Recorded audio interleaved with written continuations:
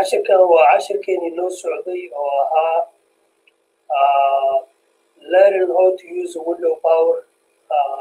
Powershell ISE ama kumaanka oo Powershellka waa tool oo strong ama waxyaalo badan laga qabto oo loo isticmaalo markii la isticmaalayo coding ama wax la yiraahdo shortcut loo isticmaalayo ama patching wax la yiraahdo marka cashirkan maanta wuxuu ka saabsan cashirkii 18aad code kale ayaa wadnaa oo asagana la mid ah codadkii aan ka soo hadalnay oo ahaa get help get command get process marka codekan waxaa la yiraahdaa waa code asagana sidoo kale sida loo isticmaalo codadka aan ka soo hadalnay waxaa la dhahaa get child item baa la dhahaa ku dheeraamayo waxaa ku tusinayaa windowga Powershellkan marka hore tegayaa halkan ayaan imaanayaa waxaan la soo baxayaa windowga Powershellka halkan ku taabgareynayaa halkaasaan imaanayaa meesha halkaasaan searchka ayaan ku qorayaa Powershell saddex xaraf aan garaaco ugu horeyso markuu soo baxo Powershellka ay soo baxayo halka waxa ku taabgareynayaa CLS aan ku taabgareynayaa oo ii kala gareynayo marka cashirkan waa maanta waa kumaankan oo la yiraahdo get help ama get item get child item raalika noqdo get child item marka ugu horeyso waxaan ka bilaabayaa get help aan ka bilaabayaa oo ku taabgareynaya space aan leeyahay hadana waxaan leeyahay get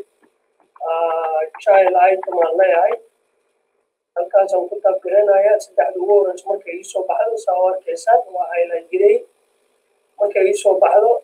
intaan taabanayaa inta markaan taabto kor aan u soconayaa halkaan markaan ku taabgareeyay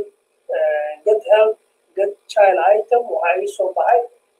nameka child itemka waxaa kaloo ii soo baxay systemka ama folderka ama driveka halkaan kaloo waxaa ii soo baxay get child item filterka ama attitude-ka wax la dhaho ku dheeraamayo get child item sidoo kale paadka uu ku siinayaa haddana hoos ugu socdo wuxuu siinayaa get item child itemka waxyaaluhu ka saabsan yahay waa ujeedaan locationka aragtid waxa relatedka la ah ama linkiga oo sidoo get child waa intaan weeyaan waa arkaysaan remove item get items waa arkaysaan test padka halkaa haddaan ku qoro meesha ugu dambeyso tusaale ahaan kan ayaan ka soo qaadanaynaa tusaale haddaan ku qoro test aan dhaho aan ku taabgaleeyo slash aan dhaho pad aan dhaho pad aan garaaco waa arkaysaan waxa uu soo qoraayo haddii aad rabno intan aan leenahay iskaliin gareynaya halkaas ayaa haddana waxaan ku qorayaa wax la yiraahdo get child ama aan ku taabgareynaya item asagana sidoo kale intan aan leeyahay waa aragtaa wuxuu siinayo halkaa waxaan ku qoray get child item wuxuu hadda halkaa waa arkaysaa waxaasuu siinayaa computerka qofka userka isticmaalayo waa kaasaa waa arkaysaa wuu ku siinayaa wuxuu ku siinayaa waxaan oo dhan oo get child item haddaan halkaan ku qoro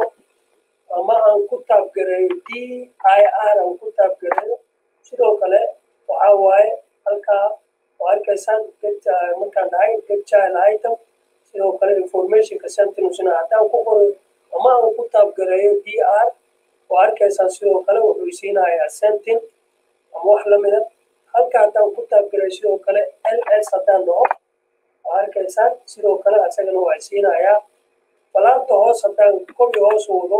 kori hoos haddaan wado intaas waa reledi waa kori hoos haddaan wado kori hoos inta aan taabgareeyey cashirka marka waa cashir gaaban waaye haddii aan enter dhaho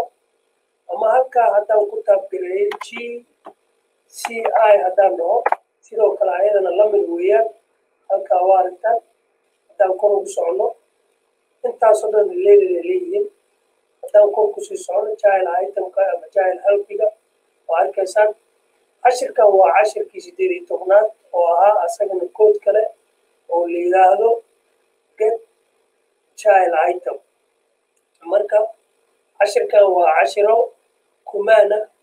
oo kumaankaas haddii aad rabtid inaad baratid Powershell command ISE Powershell command wax walbo waa ka soo hadalnay wax la yiraahdo wuxuu ka saabsan yahay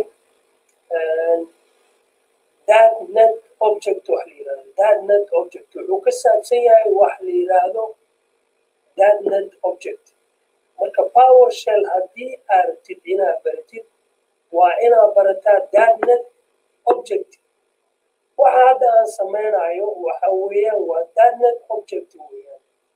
Powershell command-kana waxaa loo isticmaalaa marka aad rabtid inaad patching wax la yiraahdo aad samaysid cashirkan intaasuu ku egyahay haddii aad channelka ku cusub tahay subscribe-ka noo saar like-ka taabo